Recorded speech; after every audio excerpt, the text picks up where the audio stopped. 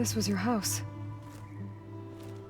The one you recreated for Beta, in the data channel you shared.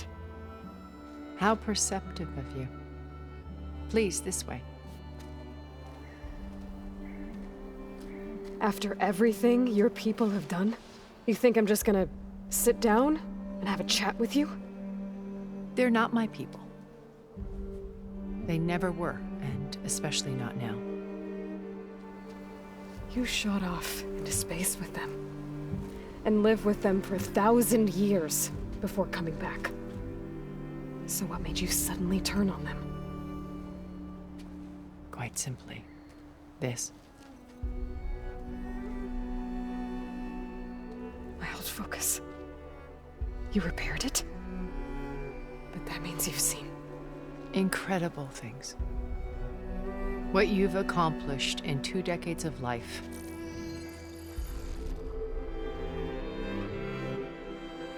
A 1,000 years at my back and I haven't even come close.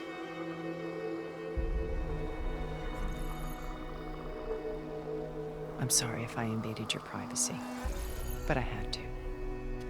In order to understand. To be enlightened. You truly are Elizabeth's blood. With her drive, her sense of mission, her integrity. Watching all this shamed me for the company that I've kept. Having seen it, all I want is to help you. Even if it means stopping your friends? Especially so. Please, sit down.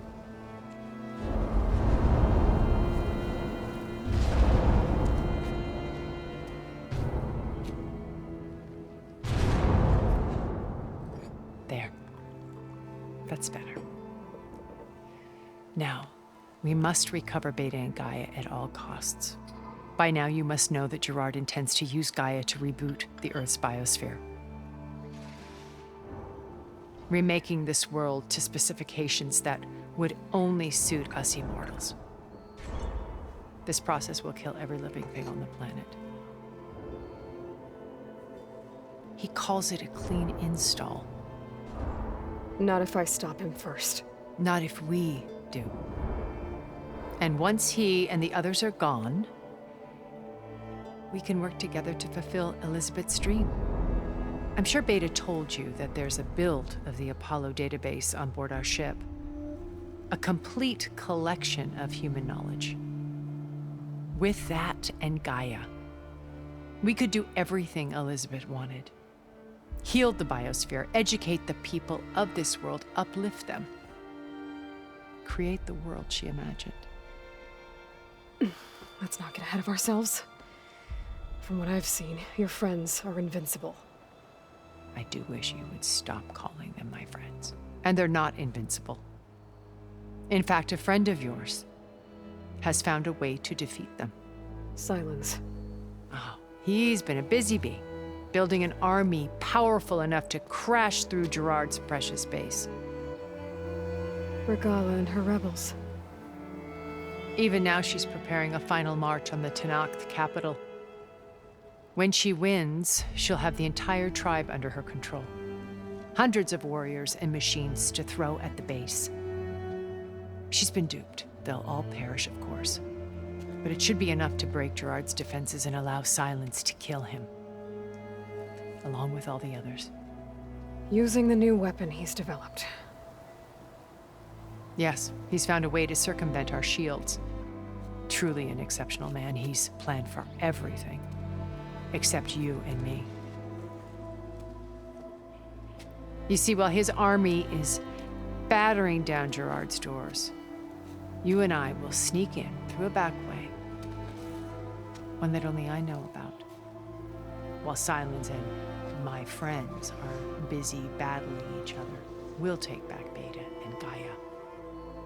I told you I want to help you. I mean it.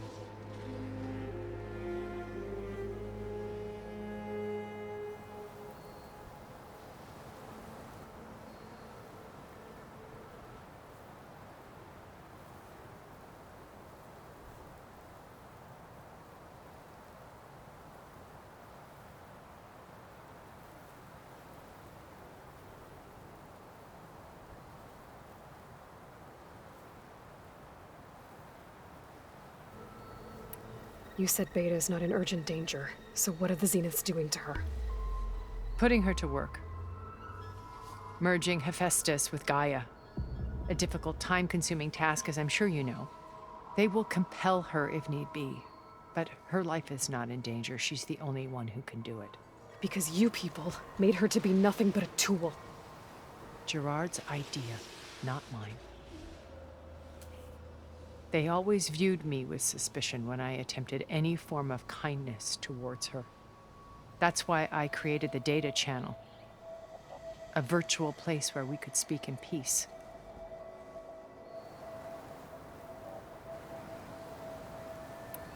So this channel you shared with Beta, none of the other Zeniths ever found out about it. Gerard believes he's the most cunning of all of us. Even after 1,000 years, he still can't imagine that I would outwit him. The channel allowed me to interact with Beta away from their mistrustful eyes. It offered us a chance to be ourselves. Until you cut off all contact. Yes, though it pained me. I was worried that our meetings would do her more harm than good. Well, she felt like you tossed her aside. I was afraid the others would find out and punish her. She may not have had the comforts of friendship anymore, but at least I ensured she was safe. I know it seems harsh, but you must believe that her well-being has always been paramount to me.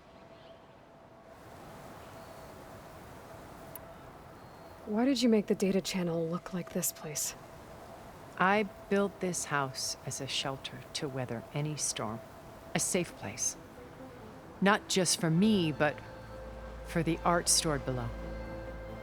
Cultural artifacts of incalculable value. Truly some of the greatest achievements of human civilization. And you wanted Beta to see them? Yes. Her upbringing was so cold and technical.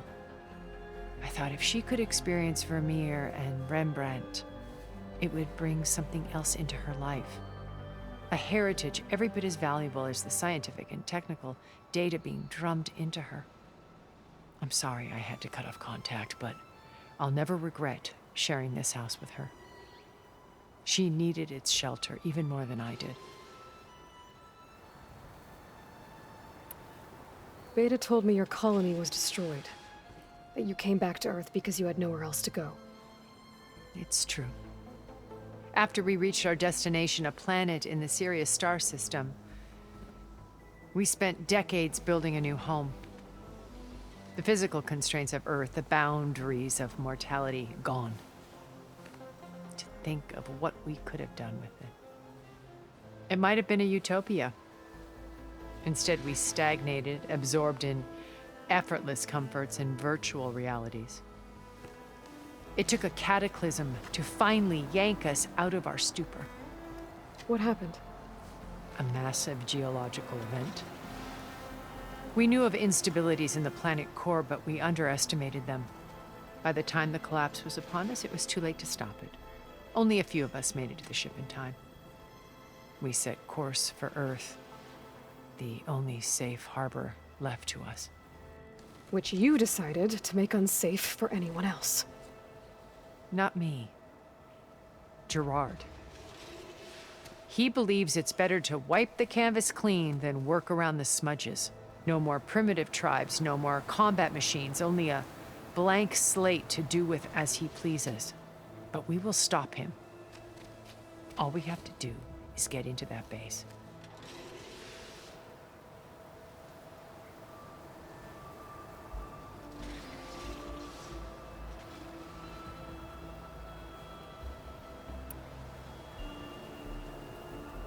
What exactly is your plan to sneak into the Zenith base?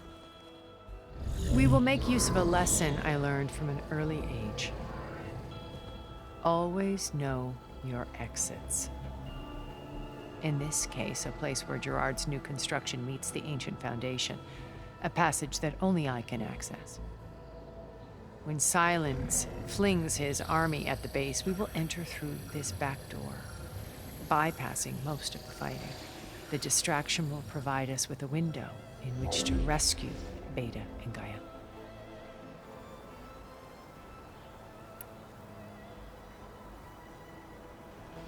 Once we're inside the base, Where will we find Beta and Gaia? Here in the command center. By then, Gaia will have been reunited with all of its subordinate functions, including Hephaestus. What about the Alpha build of Apollo on your ship? A simple matter of recovery once the others have been dealt with. With that in hand, we'll have everything we need to make this world as it should be. My old focus. How did you find it, let alone repair it? When we encountered you at the Hades Proving Lab, Gerard saw you as a redundancy. I knew better. You were a revelation. After your dramatic escape, bravo, by the way. Gerard and Eric assumed you were dead and gave up the hunt. I wasn't so sure. When the others were busy, I returned to the lab and searched for any trace of you. That's when I found this little treasure. Not easy to repair, but certainly worth the effort. As I watched your life unfold, you were like a splash of color on a worn canvas. What Liz was, and more. Did you show it to the others? Of course not. It was your actions that inspired me to defy them.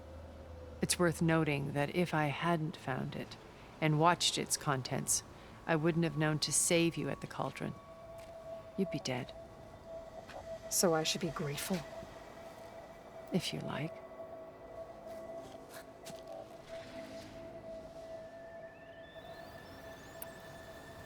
So you know all about me. What about you? What would you like to know? Well, start with your life on Earth. When I was 8, terrorists flooded my home city. Thousands drowned, my parents included. I was one of the few who survived. My guardian sent me to boarding school.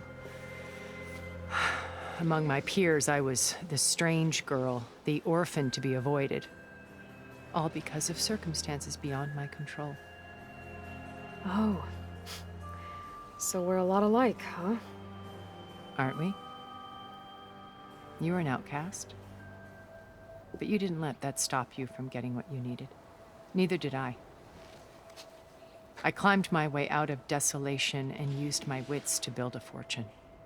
First, from the technical analysis of art and the detection of forgeries. Profitable expertise in those days. But as it turned out, the software I developed was even more useful for counterintelligence. From there, it was only a short step to gathering extremely valuable intelligence on my own. You were a spy? More like a service one could turn to for information. I had to remain anonymous, of course, to protect my privacy. But despite that anonymity, Far Zenith inevitably sought me out. What happened when Far Zenith approached you? They painted an irresistible vision of humanity's future. One where we need not fear illness or death, where we explored the furthest reaches of the stars and thrived. It was only later that I realized that they only intended to bequeath this future to the rich and powerful. By the time I finally figured it out, the walls were closing in, Pharaoh's machines were devouring the earth. So I accepted Far Zenith's invitation to a berth on the Odyssey. I wanted Liz to come, but she had nobler plans, as you well know.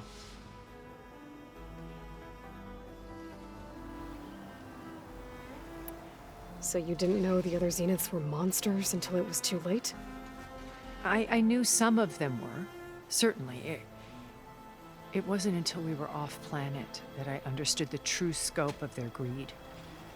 I was grateful to simply be alive, but the others became obsessed with a kind of effortless immortality.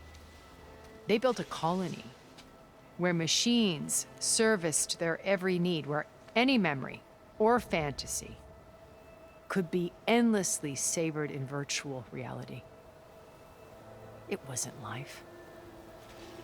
It was stultifying, a pampered dream state. As the decades passed, I withdrew more and more, alone yet again. but this time with eons to consider my mistakes. Now, finally, having met you, I feel like I have a second chance. To do what? Help you, of course. To fulfill Liz's dream, which isn't so different from Farzenith's original vision. A better future for humanity.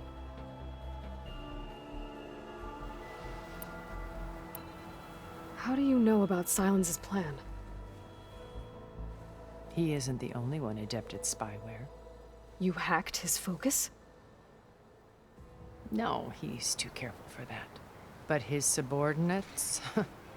Not so much. He gave additional focuses to the tribals he branded the Sons of Prometheus. The ones working with Regala. By tapping their focuses, I learned about most of his dealings.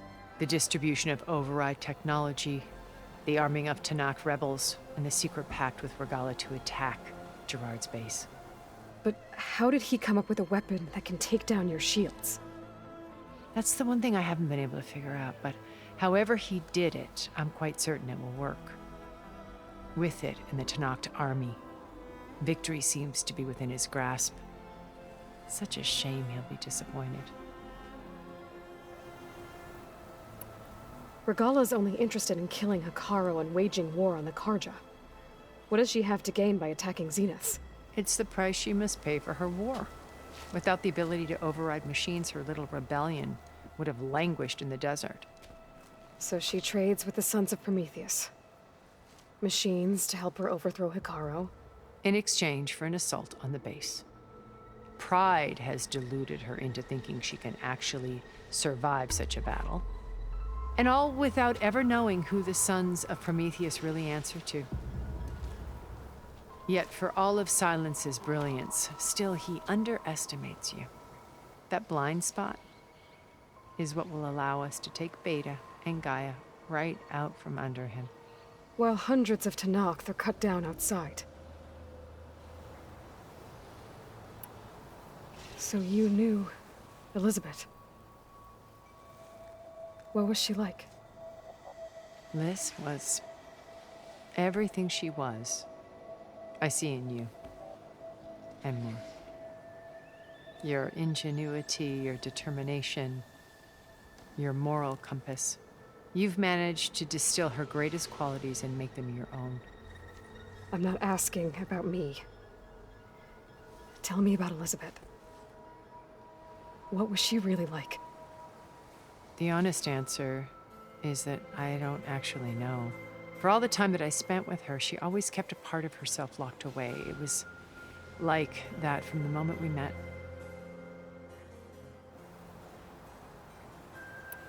So when you met Elizabeth, she was what? Distant? Aloof? Not aloof. Not exactly. It was a summit in Paris about machine learning. A touchy subject in those days. Because regulatory authorities were just starting to clamp down on AIs. Liz gave the keynote address. She had already achieved great renown for her work in automated environmental reclamation. But in her address, she was just starting to imagine the next step. An AI-driven system that wouldn't just act on its programming, but actually take responsibility for its sphere of influence. To care about life. Not just follow orders. Revolutionary stuff. I was fascinated. And I wanted to meet her for a long time. I watched her after her talk. She had spoken with such moral authority, such empathy. But after that, she retreated. I could tell she felt uncomfortable with all of her admirers. It was as if giving the talk had cost her something.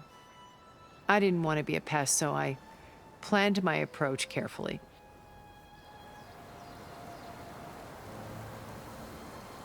So how did you finally approach Elizabeth after her talk? I picked the right moment. The morning of the next day, right as she came back to the conference, she had just had her coffee. She was fresh, rested. It was like she had braced herself for the onslaught of colleagues. I asked if I could walk with her. then put forth a question about her talk that I thought was intelligent. Her answer made me realize it wasn't. But she was very welcoming. Almost as if we were previously acquainted. It was only halfway through the conversation that I realized she knew exactly who I was. It was quite a shock to me.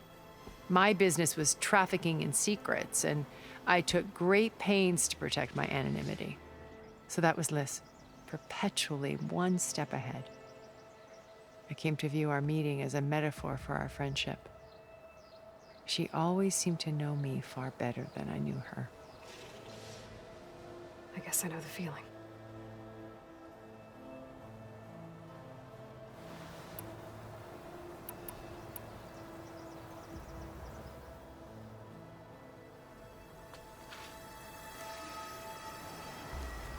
First Varl, now Hikaru and the Tenakth. Your plan would wipe out an entire tribe. There has to be another way.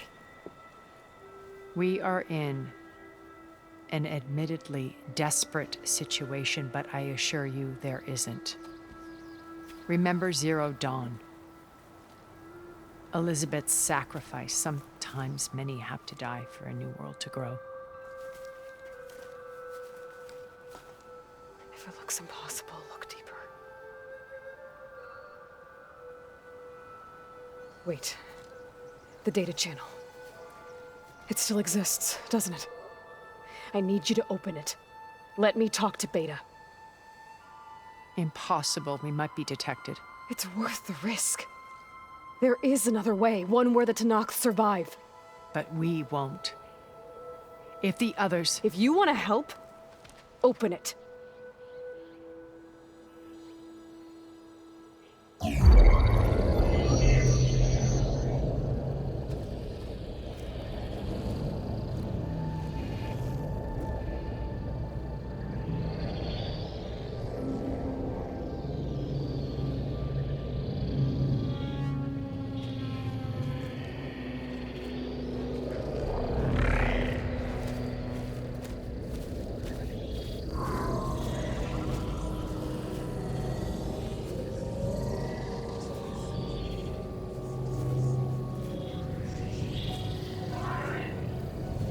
What are they doing to her? Virtual reality dissociation. The manual merge of Hephaestus will take hours upon hours of tedious micromanagement. If she resists the work, they run simulations to induce feelings of isolation and despair. Beta, can you hear me? You're alive. They're watching me. I can't hold up this extra projection for long. You should have killed me. No. No, look at me. I'm coming for you. I promise, okay? I just need you to hold out a little while longer and work on the merge.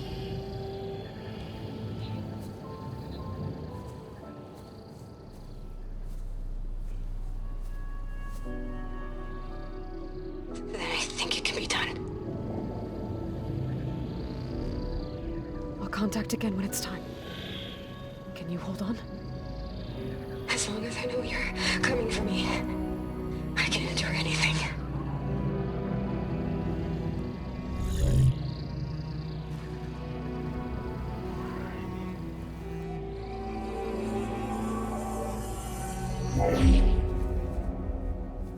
All right.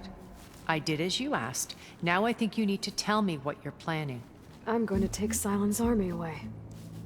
I don't need it. Only the weapon he made to penetrate your shields. And how do you propose to get it? Ask him nicely? Without Regala and her rebels, he won't have a choice. We'll be his only option. Only option for what? What did you tell her? That is between me and my sister. Will be Silent's only option for crashing that base. I'll tell you the rest later. But first, there are a couple of things I have to do. Oh. And what are those? Lay my friend to rest. And then I'm going to use the override that Beta gave me at Gemini to put an end to Regala's rebellion. From the air. Wait. Since you insist on doing things your way, I know of something that will truly help you make a grand entrance with the Tenat. The ancient Horus Titans still possess electromagnetic energy cells as part of their arsenal. Drop one of those on Regala's army and they'll receive quite a surprise.